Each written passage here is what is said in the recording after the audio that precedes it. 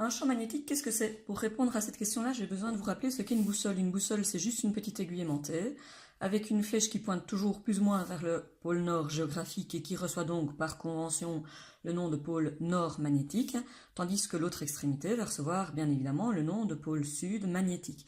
Une boussole, c'est pas assez. Je vous propose tout un plan de boussole. Voilà donc toutes des boussoles desquelles j'approche un aimant. Et ce que j'observe, c'est que les boussoles subissent une force magnétique et donc ressentent l'influence d'un champ magnétique qui émane de l'aimant permanent bien évidemment. Si je dépose l'aimant à la surface des boussoles, on voit clairement des lignes qui semblent se dessiner autour de l'aimant. Et si je prenais un marqueur et que je traçais toutes ces lignes comme ça de façon telle que les boussoles soient tangentes à la ligne que je trace, et que je flèche la ligne dans le sens de la tête de la boussole, c'est-à-dire du pôle nord de la boussole, eh bien j'ai dessiné ce que j'appelle les lignes de champ magnétique de l'aimant. On voit que toutes les boussoles se dirigent vers ce pôle et donc elles entrent toutes par ce pôle. Il semble donc que la tête de la boussole, qui est un pôle nord magnétique, soit attirée par ce côté. Et à l'inverse, il semble que le pôle sud magnétique des boussoles soit attiré par ce pôle. Or, on va voir que des pôles de nom opposés s'attirent, et donc puisque le pôle nord de la boussole est attiré par le pôle blanc, c'est un pôle sud magnétique, et puisque le pôle sud de la boussole est attiré par le pôle rouge, c'est un pôle nord magnétique. Si j'approche deux pôles nord, on voit bien que le champ magnétique sort de ce pôle et sort de celui-ci, donc ces deux pôles sont bien des pôles nord. On voit qu'il y a un genre de barrière magnétique entre les deux. Le pôle nord de cet aimant repousse le pôle nord de celui-ci. Les champs magnétiques refusent de se pénétrer mutuellement. Et si j'approche un pôle nord de l'autre, je remarque en effet qu'il y a une force de répulsion magnétique. Je retourne cet aimant pour en approcher le pôle sud.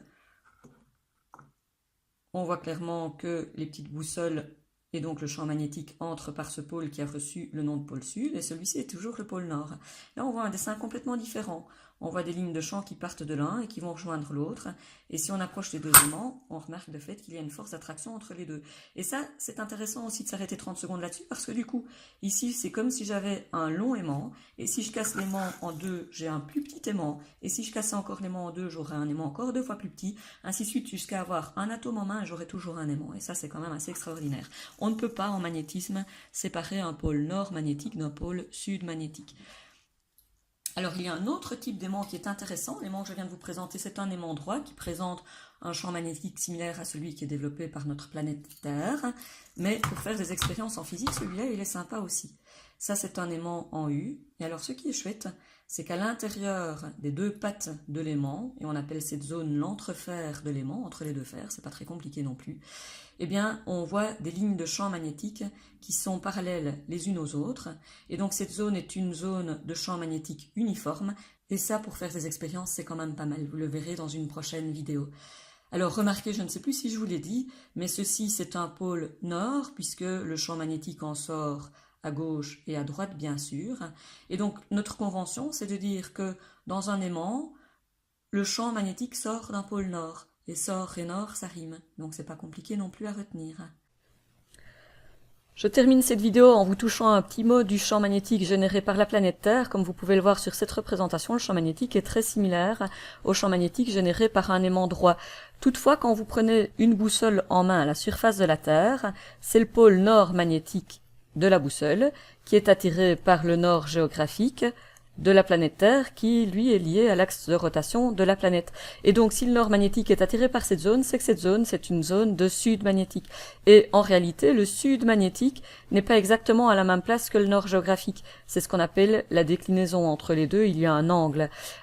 Et pour compliquer encore un petit peu les histoires, ce sud magnétique se déplace au cours du temps, donc il n'est pas toujours à la même place, donc la déclinaison varie d'une année à l'autre.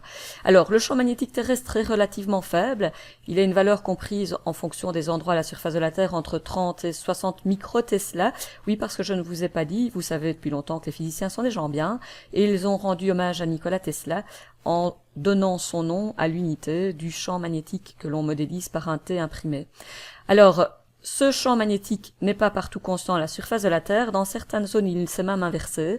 Et les scientifiques pensent en effet qu'à l'heure actuelle, la Terre se prépare à une inversion de champ magnétique, ce qui veut dire qu'un jour, le champ magnétique qui est généré par les courants de fer liquide à l'intérieur de son noyau seront complètement inversés. Donc ce sera comme un aimant à l'envers avec le nord magnétique au-dessus.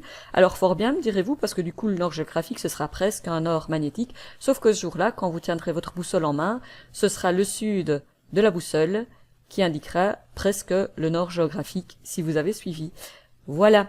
La prochaine vidéo concernera toujours les champs magnétiques, mais générés cette fois par des fils, soit des fils électriques rectilignes, soit des fils électriques enroulés en forme de bobine. Je vous souhaite un bon travail, à bientôt.